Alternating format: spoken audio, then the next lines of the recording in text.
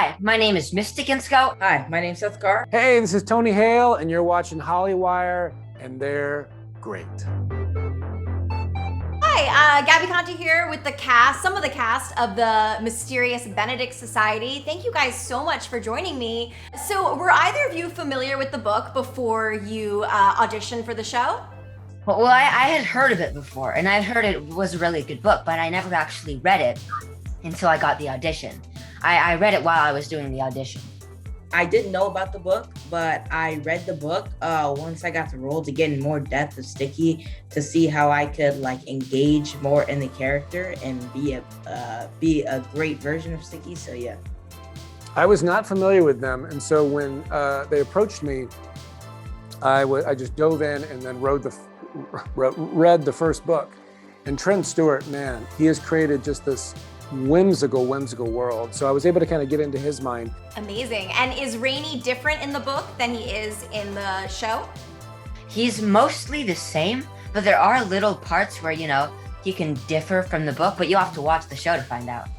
And how is Benedict and his twin different from the books versus in the world of the show? Off the top of my head, for the most part, they're very, very similar. However, I will say when doing this, I wanted to make sure I didn't just do an idea of these characters, like kind of bad guy, good guy. I wanted to make sure that I found myself in each of these characters. In your own life, are you at all a little bit of a genius or maybe think differently about certain things?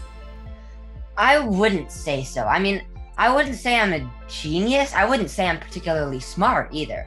I mean, Definitely both of us, me and Seth, we're definitely not as smart as our characters. No offense, Seth. But No, I'm not taking. I'm not a Sticky.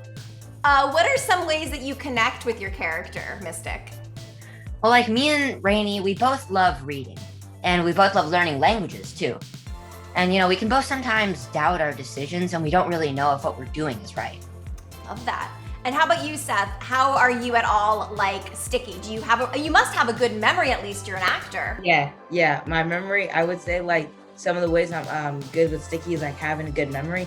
Also empathy, like caring for others. I feel like I do care for others as well. So yeah. Did you learn any lessons from any of these actors? And if so, what specifically did they teach you, maybe about your craft or about being on set?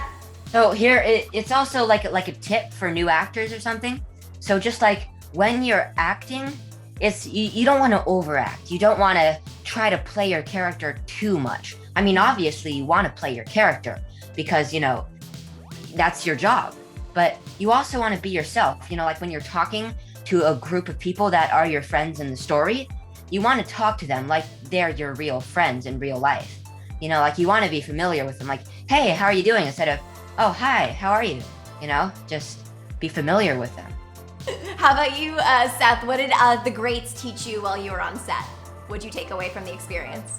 They definitely taught me to take direction well, and then it's very important to listen because you need to be able to take direction well. Because if you have, let's say overnight you study the script and then you go in and go on set the next day and then you do it, but the director likes your way, he just wants to do it another way. So you got to be okay, got to do it that way. Or another way, got to do it that way. You got to be able to take direction right on the spot, right then and there, no questions asked.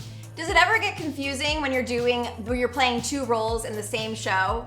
Yeah, it does. However, I'm glad you said that because, as an actor, we're a very small piece of this pie. Most of the pie is hair, wardrobe, makeup, production design, props, all that. And when I would walk into a room as Mr. Curtin, and his office was blues and cold and stoic and uncomfortable. And then when I walked into Benedict's office and I had my different wardrobes on, his office was warm and browns and greens and comfortable. You can't help but just immediately engage in their personality and their character. So I'm so thankful for that team because that was a big part of just helping me get into each one on different days. Amazing. Thank you guys so much. It was so nice meeting you and best of luck with everything. I can't wait to see this show blow up.